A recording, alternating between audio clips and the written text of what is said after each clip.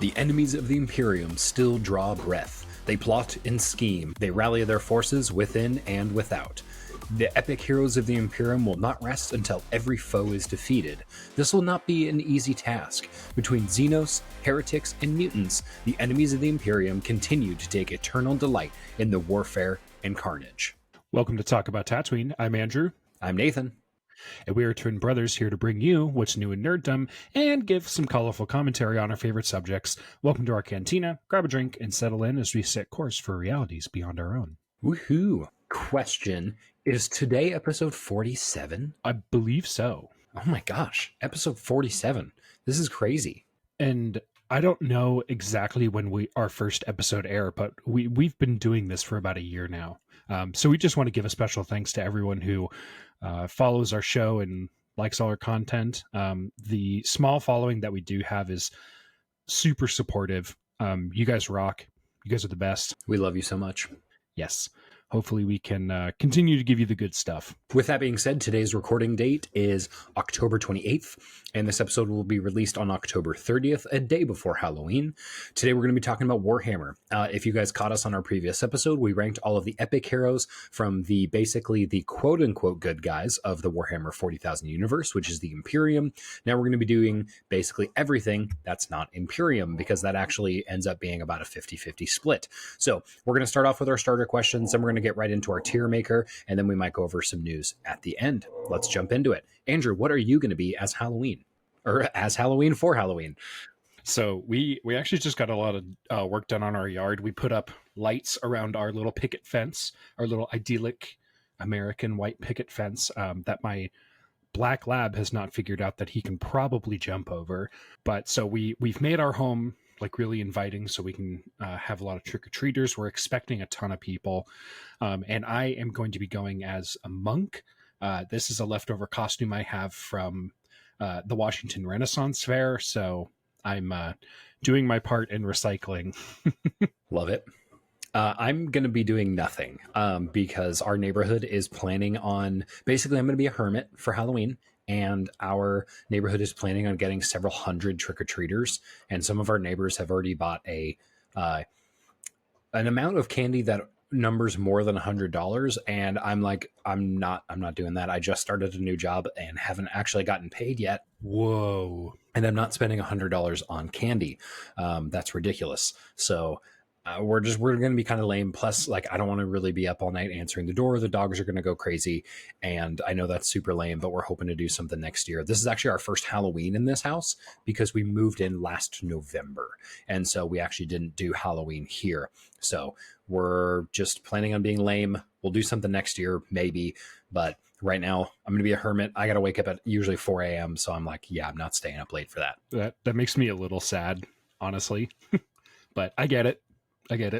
It is what it is. It's not ideal, but that is what it is.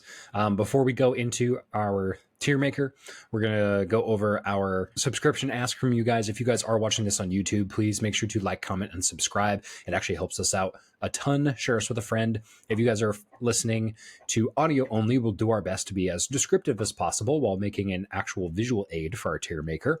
But if you guys are listening to us on Anchor or Spotify or wherever you guys get your podcasts, please leave us a rating. We'd actually really appreciate that. We want to hear what you guys want to hear about so we can throw that into future episode making. We spend a lot of time writing these episodes, and we want to bring you guys the best quality content as we can. That being said, I'm very excited to go over this, and I think we're just going to jump right in. Andrew, any finishing thoughts before we jump into our first non-Imperium faction? Nothing from me, honestly. I think I'm good. Sweet. All right, we're going to go down in alphabetical order here, just like we did last time. So we are going to be starting off with the Aldari, or the Eldar, if you guys are familiar with that faction. So if you guys are not familiar, our main epic hero is Eldred Uthrin. So Uthrin. I always mess that up. So we're going to be talking about him. Basically what we're going to do here, guys, is we're going to give a character a rating from S, A, B, C, or D, and then we're going to kind of do a little bit of debating on where they land in that category, so we feel like it's a tier within a tier. And we're going to be going through. Our first notes is, just so you guys know, this character did get nerfed. So now instead of 100 points, this character is actually 110. Andrew, go ahead and start us off with your rating for Eldred Uthrin.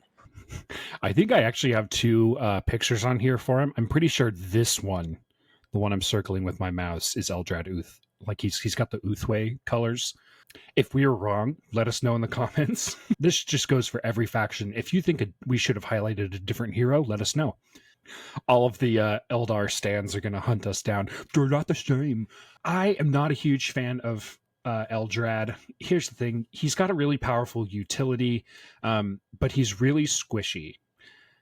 He is sitting at 4 toughness, which is better than most Eldar infantry, I will say, but his damage numbers are low. He has a 4-up invuln, which is standard for characters, but he only has a 6-up armor, so like you're gonna be sitting on that 4-up invuln all the time. I would put him maybe high C tier. I would actually have to agree. I was thinking C tier for him. I think he's like a really standard character. I think he's going to be like decent, like middle of the road, but he's not. I don't know. With a 7-inch move characteristic, that's really not that far. And the Eldar are good at moving fast and moving quick, so it just seems kind of out of character for him. The Eldar can do a lot of like good things with like how they use command points and how they use their fate dice and things like that. But again, that's faction wide. And so taking that into consideration, it kind of normalizes it for different heroes. And for 110 points, I'm like, yeah, I feel like we have better Space Marine heroes for about that much. So I'm not super thrilled. Plus, I mean, why does he have a save value of 6-up? Like that seems confusing. Like, why would you have a save value that's worse than your invuln, right? Because then you're always going to take your invuln. You might as well just have him at a 4+ save anyway, because you're always going to take it at a 4-up. So it doesn't make a ton of sense for me. That means he doesn't really gain any extra advantages against AP. So, for example, if he had a 2-up save, then like AP -1, he might have better saves, or if it's even AP 0, like, hey, maybe you get a better save value against non-AP weapons. But it's like, nope, you're just going to take the 4-up because that's actually the better characteristic regardless of the incoming damage type. So I think that's kind of a bummer. That seems strange to me, but that's all I have to say for Eldrad. The thing with Eldrad, though, and I think this is what is keeping him out of D tier for me, is his Diviner of Futures ability, which is his ability to give you, I think, more fate dice, which is the Eldar army rule. It's very powerful. Even with a pretty significant nerf to their faction, Eldar are still sitting at the #1 spot, as far as I'm aware, in tournament play. It's pretty good. But yeah, C tier. Again, he's mostly there for his utility, not necessarily his damage. I have him at pretty low stats as far as how many points of damage he can dish out per points you spend on taking him in the first place. So that's kind of where we're going. Our next category coming up is actually going to be Chaos Demons, and we're going to be looking at Be'lakor. Andrew, go ahead and start us off with your rating of Be'lakor. And just so you guys know, he did get nerfed from 325. He is now a 350-point model. This guy was fun. So I really enjoy the large Chaos Demon models. I think they're a lot of fun. I probably wouldn't ever run them, but I want to get a copy of all 4 of the named Chaos Demons plus Be'lakor plus all the Demon Primarchs. I think that'd be really fun. I think that'd be just to paint. I think that'd be really cool. So per point, Be'lakor is looking bad. However, like we said in the last episode, points, the ratio between points is damage is not a linear straight line. It kind of goes up and then it levels off a little bit. So it's kind of like a curve. We expect models that are more points to be to hit stronger, but not exactly point for point will they hit stronger. Be'lakor is 350 points, so he's not exactly quote unquote efficient, but he's incredibly powerful. The first note I have for him is just chonk. He's like a Primarch. We see these really, really strong, almost like legendary characters usually have 3 leader abilities that they can choose from at the beginning of each battle round. His are pretty good. Wreathed in Shadows is like it's a slightly worse version of Stealth, I believe. Pal of Despair, it's better at battle shocking, which is what we like to see. And then Shadow Lord is reroll battle shock and leadership tests for your units. I necessarily wouldn't take that one. That feels like the weakest one out of the three. However, just based on the sheer amount of damage, not accounting for enemy toughness, right? Because we're not taking that into consideration for these ratings. We found that adds a significant layer of complexity into our calculations. So we're only looking at the probability of how much damage they're going to deal based on just after the hit roll. I have him dealing, oh my gosh, in melee. The maximum amount of damage that Be'lakor can dish out is 42 damage. He's going to probably average 35 wounds, or 35 hits worth of damage going through. That's so much. I mean, we're looking at Blade of Shadows, which is his lethal hits, which is already really good. 6 attacks at D6 plus 1. That's incredible. That is really strong. And it's a strength 14 attack. So if this guy gets into range of like your armor or one of your leaders or one of your Primarchs, he could just one shot it. And he's got a 12-inch move. You got to watch out for this guy. Well, 12-inch move, toughness 10, 18 wounds. This guy's going to be really hard to bring down, and he has the stealth characteristic. I think just all of that going into one, this guy lands an S tier for me. I don't know where you're putting him, but I'm like, he's good. I want this guy in my army, and for only 350 points, like, that's not that much, because we have some other characters in here that are worth like a lot more. Like, For example, I'm gonna spoil and jump ahead just a little bit. So, for example, Abaddon is 310 points. Be'lakor is only 350. Yeah, he's a great value. He's actually less points than Guilliman and the Lion. I'm actually going to put Be'lakor at the very tippy top of S tier. I don't know about you. Oof. He's gonna have a he's going to have a really, really good time fighting Primarchs. I mean, even with like the units even I run into my army, I would have a really hard time bringing this down, if at all. You can deep strike him. He's got stealth, deadly demise 6. You know I love a good explode. So I'm like, this guy, man, he's real good. And what do we say about winning games of 10th edition? You need to be able to move, you need to be able to secure objectives, and you need to be able to battle shock. And he does 2 of those 3 things extremely well. And really, he actually does taking objectives really well, because if he's taking that objective from an enemy, he's got a melee characteristic that is going to be good at horde clearing and good at killing elites and armor. So he's really good at all 3. Yeah. He's S tier for me, absolutely. Moving into our next one, we're going to be talking about Chaos Knights. We have the Knight Tyrant for a whopping 555 points. I don't know about you, but this is a crazy amount of points. It's Knights, so it's like, keep in mind, these are some of the most expensive units in the entire game. It's one of the most expensive factions. He has so many guns. And that makes it really hard for me to kind of figure out where I think he belongs the best. Because keep in mind, when you're looking at the Knight Tyrant, he has a lot of ranged weapons, but keep in mind, he's only equipped with a certain number of those every time they go in. So I think that's something that's like, that was a little misleading to me when I first went through. Is I was looking, I was like, oh my gosh, there's a lot of weapons. And I looked at the model and I realized, oh, he doesn't even have all of those on there, so that doesn't necessarily make too much sense. But I would have to say I'm going to probably put this guy in A tier. I think he's a really, really good leader. He's going to be really, really hard to bring down. He's got 24 wounds, 13 toughness, and an OC of 10. That is a crazy high OC number. So good. I mean, if you get this guy on an objective, he's going to win. However, if you get into melee with this guy, I think he's going to have a little bit of a hard time, right? So if something like Be'lakor or Mortarion or Guilliman or something is able to get in, I think he does have a little bit of a hard time there, because his invuln does only apply to ranged attacks. Now, keep in mind, with the new updates, not new, they're new to us, with to Titanic, he can't Overwatch. And I think that is a big nerf to this guy, which is why I'm not super keen on putting him in S tier. I think he has an absolute just bonkers amount of firepower. However, without being able to call in Overwatch, I think that just makes him a little bit worse. And he's pretty expensive. He's 555 points, and I'm trying to compare that to Canis Rex, for example. Canis Rex is 490 points. He's going to be a lot cheaper. This would be very similar to like the more of like the Knight Castellan than Canis Rex. So those are about equal. So still really good. Still an awesome unit to have in your army. I think he's very, very good, especially with some of those guns. He's going to be able to pick off armor and things that your Helverins or Warglaves are going to be able to pick off pretty easily.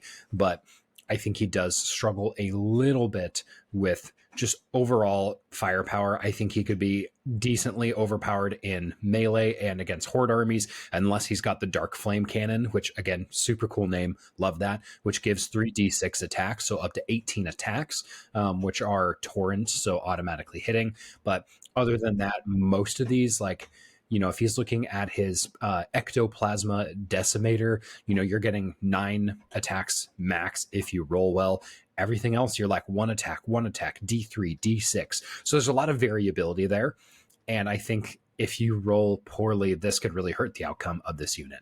I think this character is going to be the top of A tier. I don't think there's going to be anything else I put into A tier that is going to be above this, because he's barely not S tier. And some reasons for that, really it comes down to he's extremely expensive. You actually can't run him in a combat patrol. He's above 500 points. And his melee is very weak. All he has is his Titanic Feet, or whatever it's called, whereas Canis Rex has the firepower plus like an incredibly powerful Power Fist. And Canis Rex is 100 points cheaper. So it's a no-brainer that Canis Rex belongs in S tier and the Night Tyrant belongs in B tier. Plus, it doesn't really have the same type of like leader abilities that you would see. He does have the ability to give the benefit of cover to friendly war dogs, basically because he's huge and he's got this giant Aegis shield. Bastion of Corruption, enemy units that are set up on the battlefield as reinforcements can't be set up within 12 inches.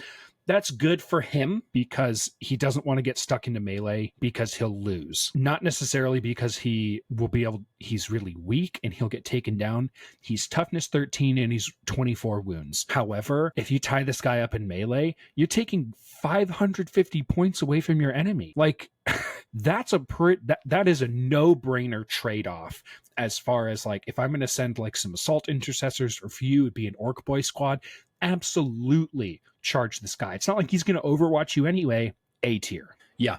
If I were to run against this guys, I would probably just throw as many models as I could at it and then basically just try to bog it down. I mean, you do have the big guns never tire, so he would be able to kind of like fire out of that at other things, but it does give you the room to kind of bog him down and potentially keep him off an objective depending on where he's at on the board. So that could be huge. And quite a few of his weapons do have the blast characteristic. So with that, he actually would lose some of that functionality entirely. I will say his maximum damage output, depending on which guns you take, it was a huge challenge to mathematically compute how much damage this guy is going to do on average because his ballistic skill is kind of all over the place. The maximum amount of wounds he can put out in a single turn, 101. 101. This guy's a Titan killer. He's a Titan killer. He has one of the best values for ranged damage per points, even above the curve that we're talking about. But his melee is basically nothing. It's basically negligible. He's got feet. Yeah, it's like he's got feet. Coming up next here, guys, we've got Chaos Space Marines, and we're actually going to be talking Abaddon the Despoiler. Super fun model. Love this guy. Go ahead and give us your tier rating for this guy. I believe I put him at S tier. He's really strong Chaos leader. Chaos Space Marines are really good. They're very versatile now. They didn't used to be. Abaddon. Let me scroll over to my notes. He's the War Master. He's tougher, stronger, or he's got a tougher, stronger, or braver aura, and he gains CP with Dark Pack tests on a 2-up. Gaining CP is a really powerful ability. He can lead Terminators, I believe. Terminators or Legionnaires. I don't know which one it is. He's devastating in melee. He's all right in shooting. Could be better. I think he's an auto-include in a Chaos Space Marine army. I would have to agree. I would put him in kind of, did you say S tier you were going to keep him in? I would put him at the very I would probably put him above Belisarius Cawl. And now that I look at it, I would almost want to put Canis Rex above Abaddon as well and put Belisarius Cawl at the bottom of S tier. You know, I could stick with that. I really like him. I think if he didn't have like Deep Strike, for example, I think he would be almost useless on the battlefield because he has a 5-inch move characteristic. Yeah, he's a Terminator. Terminators are not known for being mobile, and that's the thing, is a lot of Terminators aren't really meant to be ranged units. The Stormbolter is not a very good gun. No, you're looking to do a little bit of damage, like maybe pick off like a unit or two, or sorry, a model or two, and that's about it. This guy is going to slap in melee combat. Like Dracnian, his sword, super, super good. He also has the Talon of Horus, which I think is like really, really cool and has a lot of like really awesome lore implications. But Dracnian is basically where it's at. Like with a strength 14, a weapon skill of 2 up, and an AP -4 damage 3, I think this is just an absolute slayer of men and even really high toughness models as well. Like this guy's going to be able to do damage. He does only have 9 wounds. So like keep in mind if he's going up against like a Be'lakor or something like that, like he's going to get toasted. He like with the War Master abilities, like he's just going to be having that ability to essentially be a Primarch without a Primarch stat line is going to have to put him into low S tier. So if I could see the argument where he would be in like high A tier, but that's about it. Also on your screen, did your A and B tier get mixed up? Oh my gosh, they did. I was wondering, I was like, that doesn't look right. Dante and the Imperial and the Night Tyrant? I was like, that doesn't seem right. I know. I looked at that, I was like, something's wrong. I know my ABCs starting with S, A, B, C, D. Gamer logic, am I right? All right, guys, we're moving on to the next one. We're going to be talking about Morty. This one seems really simple. Keep in mind here, guys, Mortarion got a buff from 370. He's now only 325 points. He's got to be an S tier. He's 15 points more expensive than Abaddon, and he's better in so many different ways, in almost every single way, than Abaddon.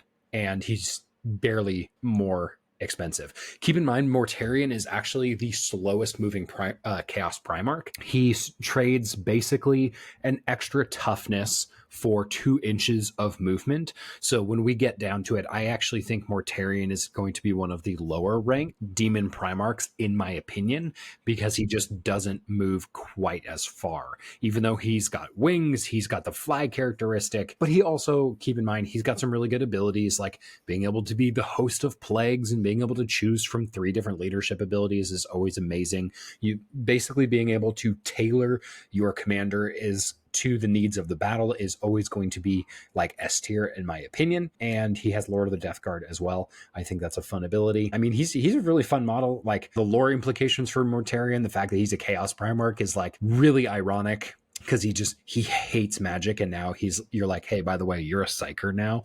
And I think that's just hilarious. Other than that, I mean, he's pretty good. He's not as resilient as he used to be. What was it? Disgustingly resilient is the ability that is no longer on his data sheet. I mean, he's got to be at bottom of S tier for me. Like, keep in mind, I don't think he would win in a fight between like Abaddon and Mortarion. I think in a 1v1, he's going to win, but I think he doesn't, like, Abaddon provides so much utility for his army for a slightly less point cost. So yeah, you kind of have to weighing between the leadership and combat abilities is hard to do.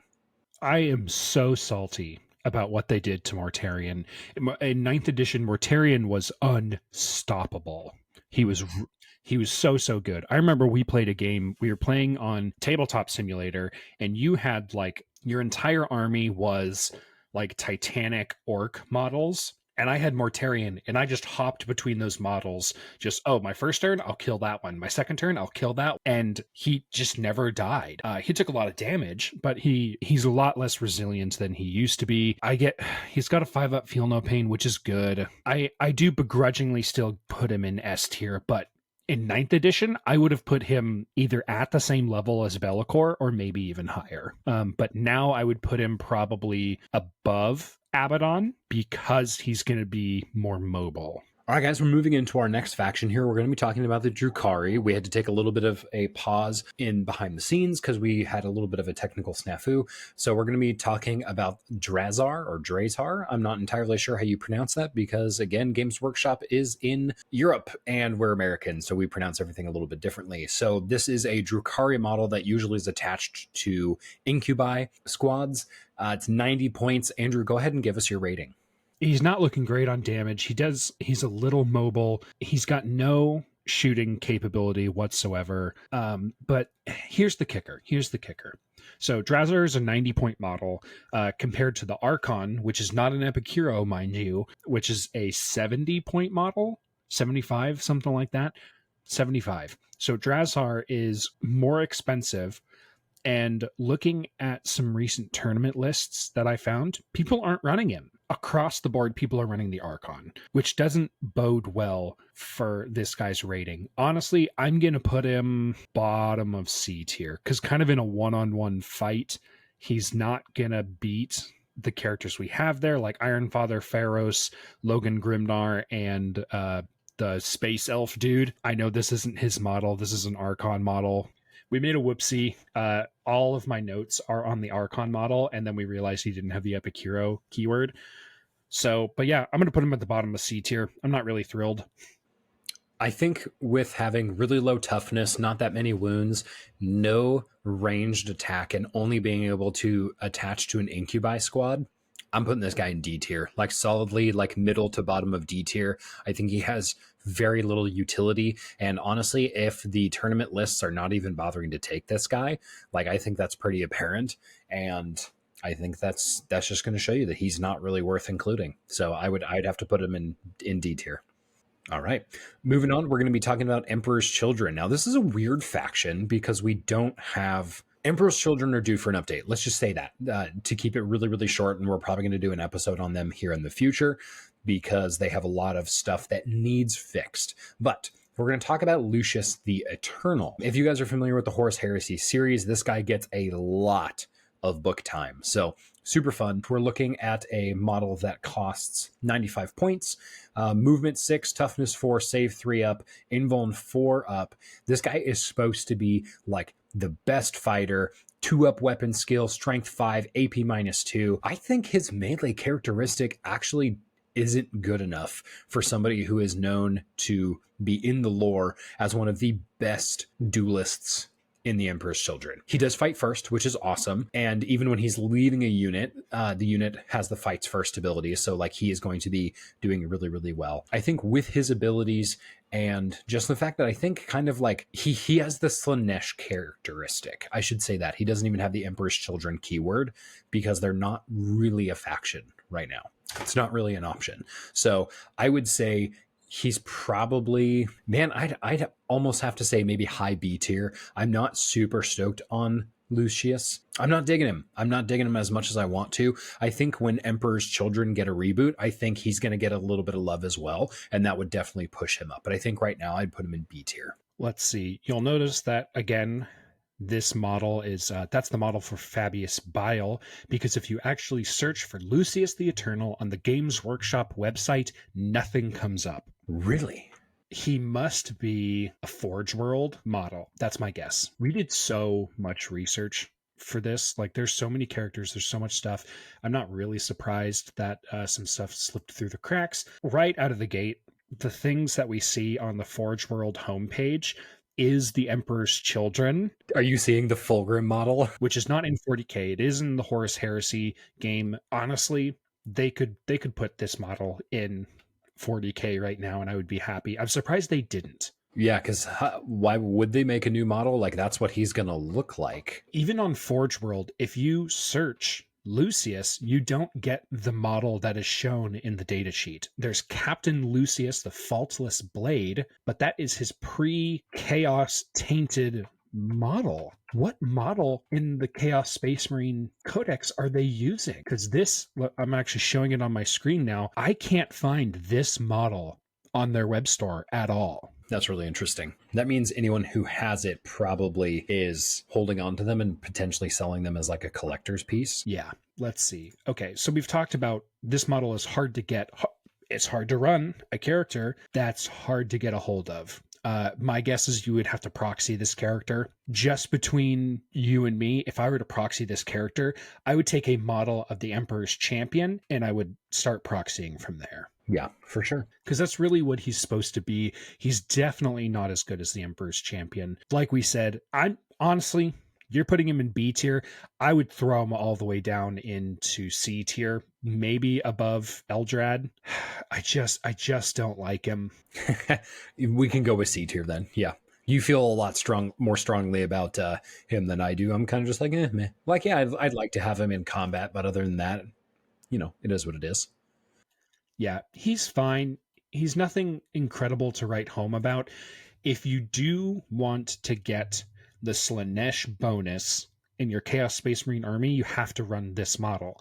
In the Chaos Demons rules, if every model in your unit has the Chaos keyword, you can include Legionis Demonica in your army. Basically, that's like, hey, if you are running Chaos Demons, you can add that faction of demons with you. For instance, if your faction is World Eaters, you get Khorne Demons, Thousand Suns get Tzeentch, Death Guard get Nurgle, and Slaanesh get the Emperor's Children. However, for the other armies, it specifically calls out World Eaters, Thousand Suns, and Death Guard. However, you have to specifically have Lucius the Eternal as your warlord, and if you want to run Slaanesh Demons, because there's nothing else there. Yeah, that really sucks. That's going to put him down for me. He just they need an upgrade, and until that happens, he's not going to get a good score. This rule specifically is like the biggest clue that the next Chaos revamp we're going to get is going to be Emperor's Children. I think that's just glaring in my head. That's what's coming next. Coming up next, guys, we've got our Gene Stealer cults. We're going to be looking at the Patriarch, which is an 85-point model. Andrew, go ahead and hit us with your rating for the Patriarch, please. I'm going to put this in A tier. Where is he? Where is he? Where is he? Where is he? There he is. I'm going to put this in A tier right below the Night Tyrant. Gene Stealers are good. They are doing super well right now. They're doing super well. So he seems like an obvious add. Patriarch. Sorry, I'm skipping. It's a Patriarch, Andrew. It's not a Patriarch. I don't know why I keep saying that. You're right. It is a Patriarch. It's not the Patriarchy. It's the Patriarchy. Get it right.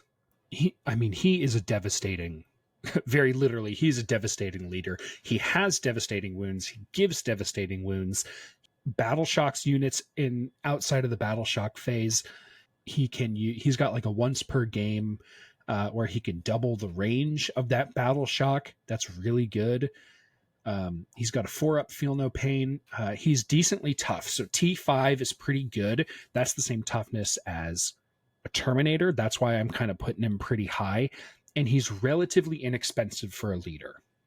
And he's going to do work in that squad. So I think putting him in A tier, especially in a faction that's doing really well, I think it's a no-brainer. Yeah, I think one of my favorite parts about the Patriarch is actually the Infiltrators. I think that's just one of my favorite abilities so far. I think it just allows him to get up really far onto the board. An 8-inch move characteristic for something that's less than 100 points is honestly pretty good because he's not even a fast attack either. So I'm super excited about him. I would actually have to agree. I would say A tier is a good spot for him. Coming up next year, guys, we've got the Leagues of Votann. We've got Uthar the Destined. He's a 90-point model now, which means he got a 25-point buff. Used to be 115, is now 90. I really like this guy. I think he's super fun. The Leagues of Votann overall did get a huge nerf after they came out, which is really a bummer, because that faction was absolutely slapping everybody, and now they're like kind of bottom of the barrel. But I really like this guy. I think he's a really fun model. I've also seen some really intense paint jobs of this model, which is not going to impact his score at all, but I just wanted to mention that I really like some of the art that people are doing with him. And he's got some really good abilities, like the fact that he's got 3 different abilities he can use, and these aren't like, hey, pick one per battle round. It's like you get them all. So I would say he's like for a 90-point model who has a decent amount of AP on his melee, so he can do an okay amount of damage, an okay amount of range damage as well. Both of his weapons have devastating wounds. I'd have to put him in maybe like high B tier. I think he's going to be pretty decent, but again, he's not, I don't think he's as utilitarian as some of the other leaders that we've seen, just because everything did kind of get a little bit of a knockdown from their last kind of few balance patches. So I think I have to agree with that placement. Just looking at his data sheet, honestly, I'm going to be putting him at A tier. I think he is not better than Torgaradon. I do think he's better than Vulcan Heston. However, because of how poorly Votan is doing in tournaments right now, he's trying to maybe carry the team on his back, but he's not doing very well. He's not super mobile. Like that 5-inch move, that's a little low. And he doesn't get any extra moves. He doesn't have Infiltrate. He doesn't have Deep Strike. This guy is going to be sitting on a back objective, and considering most of his power is in his melee, he's not going to get the chance to use that melee. So yeah, B tier I think is obvious for me. I would actually put him below the Golden Boy. you'd put him below Dante. Dante's pretty good. Yes. Yeah, I would agree with that. Our next faction coming up, this one's going to be a salty one for both of us because we commonly play against a Necrons player and we kind of consistently lose. So we're going to be talking about the Silent King, who got a recent buff from 470 to 420. Nice. And this dude is an absolute beast. So you got to keep in mind the Silent King does come with two triarchal Menhirs, and he's, in my experience, he's super hard to kill. Sazerac is so good, and I gotta put him in S tier. Like he's the Primarch of the Necrons. He's the king. He has just a crazy good stat line: 7-inch move, 10 toughness, saveness 2 up, save value. Excuse me. I was thinking toughness, and between the Menhirs and him, he has 21 wounds. Like that's so good.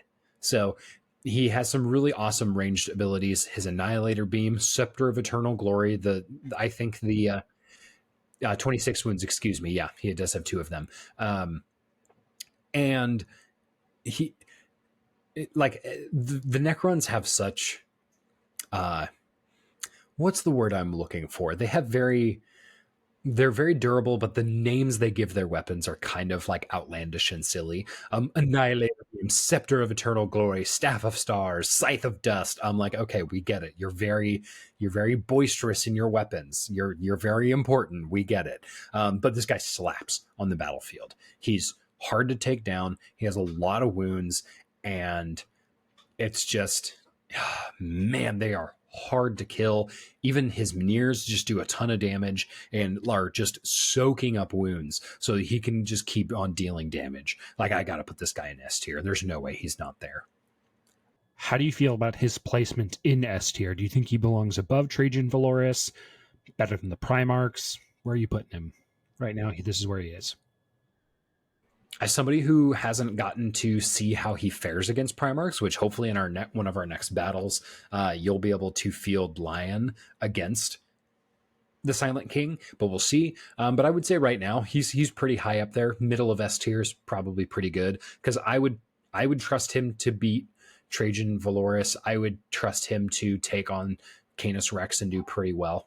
So I like it. Yeah, I think he would have a little bit of a hard time kind of crunching through Trajan Valoris or even Canis Rex, because his strength, at least in combat, let's see, the Annihilator Beam, which is a strength 14 weapon, that's actually on the Triarchal Menhir. So when those dies, he loses a significant amount of shooting damage. After that, he's not really going to do much. Scepter of Eternal Glory is strength 10, so that is an elite killer, but it's not a tank killer. Don't expect that to do super well. It does have devastating wounds, so we'll see. He does have that kind of Primarch rule set where it's, here's 3, pick 1. I would probably put him below Trajan Valoris because I'm not crazy about his point cost. I think Trajan Valoris is a little bit more point efficient. He's a lot more point efficient, I would say. Yeah. I probably would put him above Canis Rex because, like you said, the Silent King has a lot more utility, right? It's not like not everything in Warhammer is about straight damage, which is something that I consistently forget every time I'm making a list because I'm like, shooty good, and then I lose because I don't play the objective. So I think that's where he belongs, smack dab in the middle of S tier. I don't know if he's an auto include. Obviously, in a combat patrol, he's not viable. But if you're running a big army, you're probably going to want to take this guy.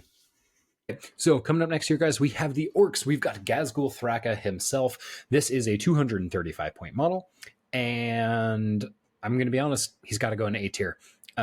With the trashing of points caps, with damage caps, I was really upset, but I think he's like middle or high A tier for sure, because at first Gaz used to cost a ton of points. He was like 350 something points, and I was like, dude, that sucks. He just lost his damage cap. He's going to be easy to just wipe off the board. Like, you could take like 40 orcs for that many points. Like, why would I do that? And then they dropped him down to 235. With that, I'm like, you get some really, really good abilities with Gaz.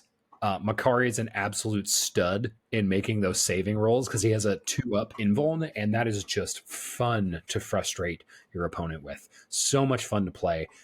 I really like Gaz. I am not a very good Warhammer player because I have a hard time getting Gaz into the right place of combat, but we've also played huge maps every time we play, and I think in a smaller game of Warhammer with literally a smaller board, I would do a lot better with him. Overall, I would say Gaz has got to be an A tier. I think he's really useful for how much melee damage he can put out. Keep in mind, orcs can't shoot anything worth garbage, but to be fair, last time we played, I actually shot really well, which was a statistical anomaly. But overall, I'm really happy with Gaz and his additions to the WA and all of the other auras and stuff that he gives his people. Yeah, I think he's no brainer for A tier. He's definitely not S tier, but he's not down in with the rabble down in B tier. He's incredibly point efficient, so much so that like I think in a combat patrol, I still think he would be an auto include because he's going to take up half of your points list in a combat patrol. If you just run a bunch of boys squad, you could just flood the board with units,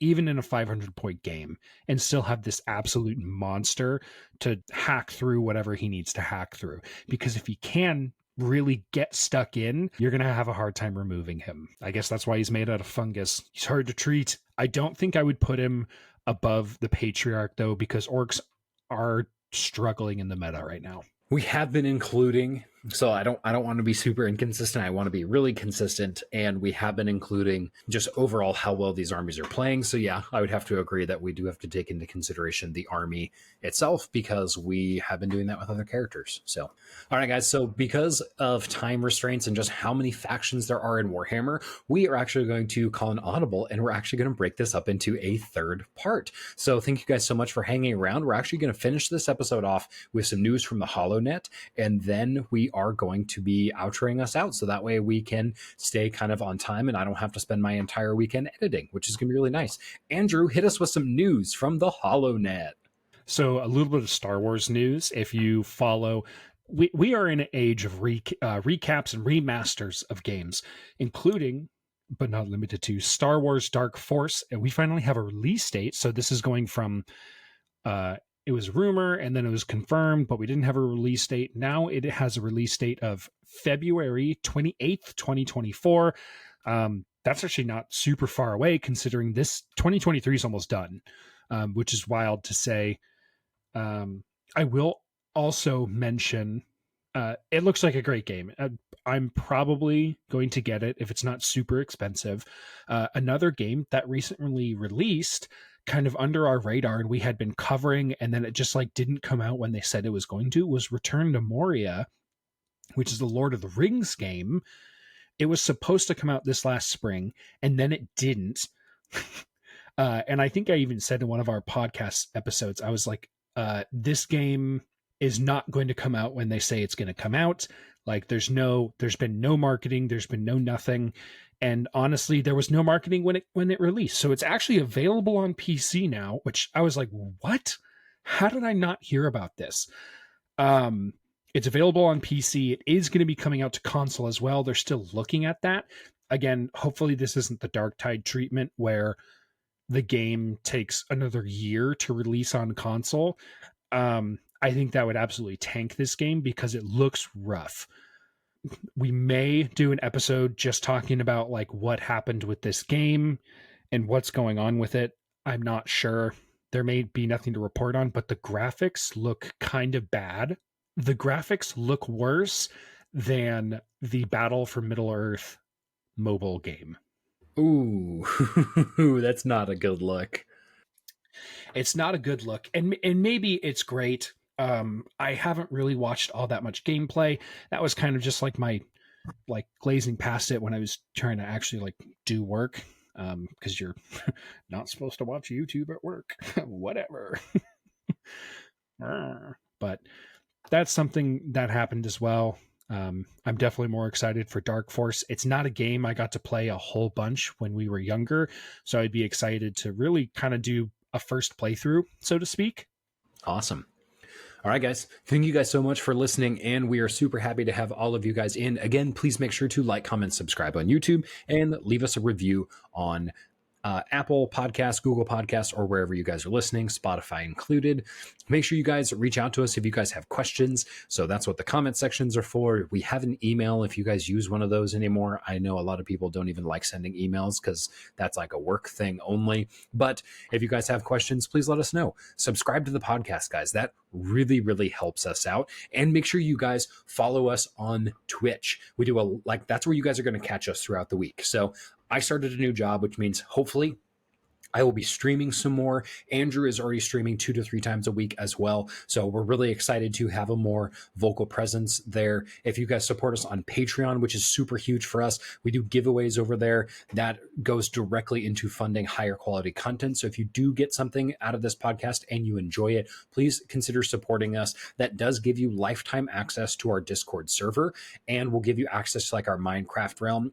Just a quick caveat on that. If you're a current supporter of Patreon, you have access to the Minecraft realms, but our Discord servers for life. Like even if you only subscribe for 1 month, you're there. Unless you decide to be a dingus, then we will kick you off, but we haven't had to do that. So that's kind of like our biggest thing there. We really value our community.